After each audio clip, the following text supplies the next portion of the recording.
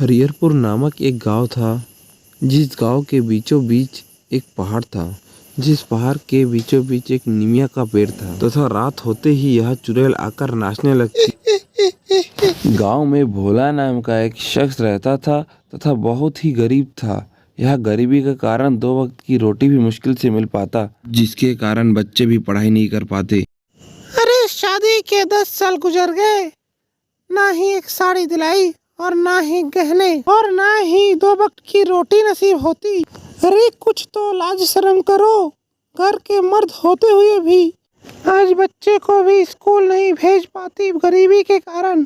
ऐसा ही चलता रहा तो मैं घर छोड़कर मायके चले जाऊंगी। अरे राहुल की माँ, मैं कैसे बताऊँ, मेरा रोजगार तो इतना कम है कि मैं अपने परिवार को भी संभाल नहीं पाता। पहले से ही बहुत कर्ज है हमारे सर में और फसल में भी नुकसान हो गया। अरे कोई काम धंधा तो होता नहीं आपसे, मेरा बैग को ही सिलवा ला दो। अरे ठीक है मोहतरमा, मैं अभी निकलता हूँ बाजार की ओर। और भोला तुरंत ही बाजार की ओर निकल पड़ता है। यह जल्दी के कारण भोला जंगल की रास्ते से निकल पड़ता है। बैग सीलते सीलते यह शाम हो जाता है तथा भोला घर की ओर निकल पड़ता है। थकावट के कारण यह नदी के किनारे ही बैठ जाता है। अरे पहले से ही इतना टेंशन और अभी घर जाने के बाद फिर से गाली पड़ने वाली है। अरे भाई कौन हो तुम, बाहर आओ।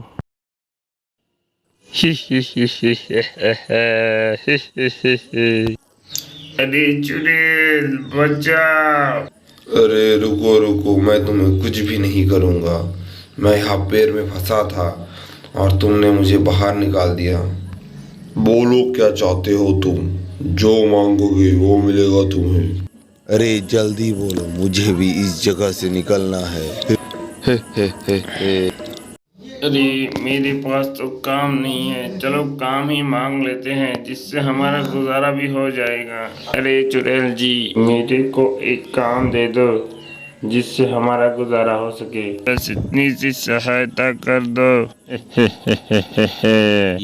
ठीक है, सब समझ आ गया। अब तुम घर जाओ, सब ठीक हो जाएगा।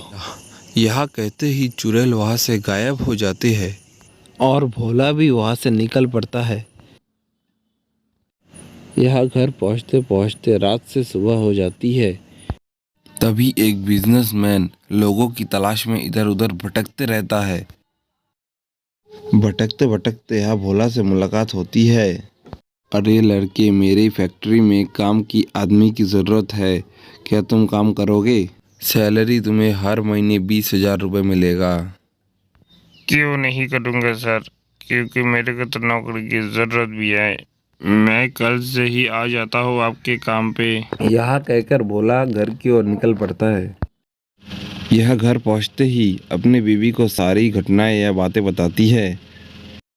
इसी तरह सुबह होते ही यह काम पे निकल पड़ती और रोज़ काम करते करते यहाँ उनकी परिस्थिति भी ठीक होने लगी।